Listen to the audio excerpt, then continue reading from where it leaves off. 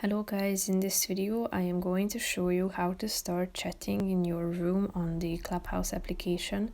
But first I just want to mention, don't forget to subscribe to my channel because at 10,000 subscribers I am going to show you my whole YouTube revenue statistics and growth strategy, how to make money online. So let's jump into it. First of all, open the app on your phone. After that you should go into the room or open the room that you have created, and after that tap on this chat box icon down below, which is the first option. As you can see, you will be the first to chat, so all messages will appear at this section.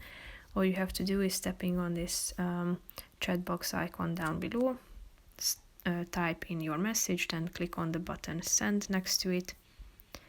And as you can see, your comment or chat message has been sent and added.